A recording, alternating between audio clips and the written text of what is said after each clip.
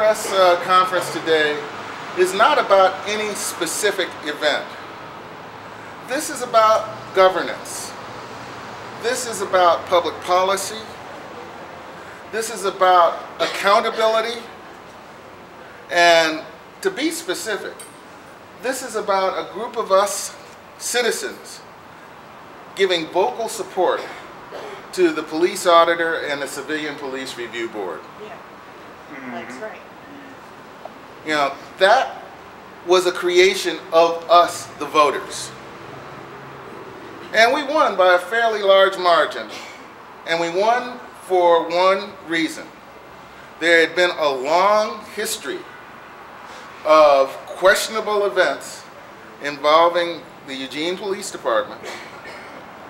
And we did not receive satisfactory answers. And what we're here about is to support the one vehicle that we all think can help heal this rift of trust.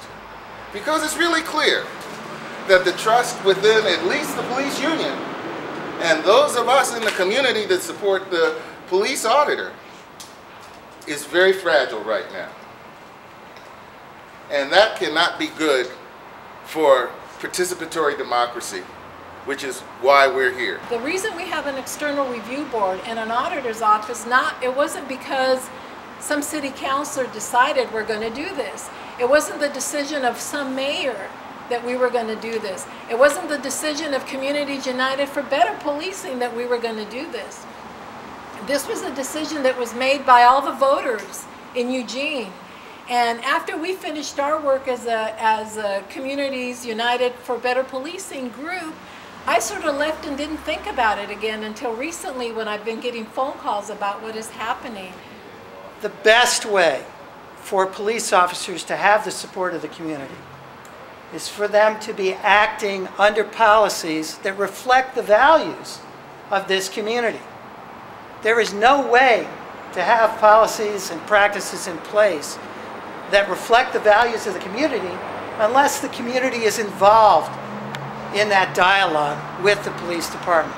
And so this is the matter that brings me here, is that this attack on Councilor Bettman, this attack on her, trying to make fun of her, trying to intimidate her, trying to single her out for her service and support for the police auditor and police commission is really, as I said earlier, an attack on all of us that support that system.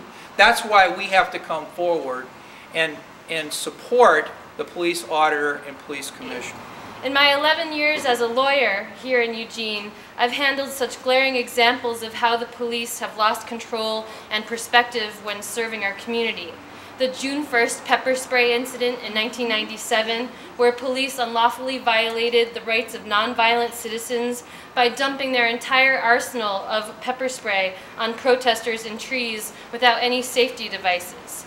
Today we see tasers as the weapon of abuse used unlawfully by our police once again to gain compliance instead of using it as the lethal electroshock device that it is. And after representing victims of Roger Magana, Juan Lara, Mel Thompson, and other Eugene police officers, it was clear that the police utilized the blue wall of silence to protect even the most repugnant within their ranks. Of course, not all police lower themselves to bullying and thuggery, but those who truly desire to protect and serve with honor and respect should welcome a transparent citizen review process for the instances when police officers don't live up to those high standards and the community will. And they proceeded to beat him, and they used a taser to get him on the ground. Well, he was face down, face in the cement, his head was bleeding. He was fully restrained. Four to five officers were holding him down. More officers were surrounding him. They used the taser at least 2 more times while his hands were already behind his back. So it wasn't, you know, hands behind your back, you have the right to remain silent. They didn't do any of that. They didn't read him his rights. They just grabbed him and took him across the street to a corner. And I've never seen anything like it in my entire life. And this incident will change my life forever. I know it will. The citizens of Eugene made it clear that they want a truly independent auditor protected from the undue influence of a powerful police union pushing an agenda contrary to the will of the people in this community. We need to bring folks together. We really don't have any other option but to bring people together to figure out what is going on, what has brought us to where we're at, and how do we change that? So there is accountability of the police department so that the community feels as though their voices were heard, because we're moving forward the work of the External Review Board and the Auditor's Office. And so I want to ask the voters in this community who voted for this to let your city councilor and your mayor know and your chief of police know you voted for this and you want something to be done so that we don't continue to escalate something that's really going to fall apart. And I don't think that that was what the intention was of the Community United for Better Policing Board or the Police Commission, and it certainly doesn't sound like it was the will of the people. I'll say, of course, it's the right of the police union to contribute $10,000 to Mayor Tory's campaign, and it's the right of Mayor Tory to oppose the police auditor and the police commission. It is his right to do so. But it is equally our right to stand up for the majority of the citizens of Eugene who have voted for the police auditor system, who have voted for the police commission. Because of all this, I am relieved that a police auditor exists, because with her, the potential for investigation exists.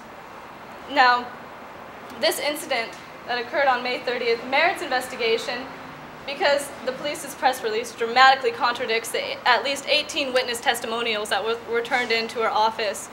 So I really believe that this investigation will determine how effective the auditor is in ensuring that our law enforcement also respects the law. Thank you. We need to instill and make sure that these systems that have been set up, that are just beginning to grow, are given protection from undue influence and are allowed to turn into the process that we all voted on several years ago. Thank you. I just have a few words to offer in closing. We hope that the majority of officers don't share the hostility that the police union has expressed towards the auditor and the review board and the elected officials that support them. We ask both mayoral candidates, the chief of police, to publicly state whether or not they support the police auditor and the civilian police review board. We all need to live here together. And we need to trust that the officials that we give the ultimate power to, and that is, if necessary, to kill in our name, are doing that in the most professional, unbiased manner possible.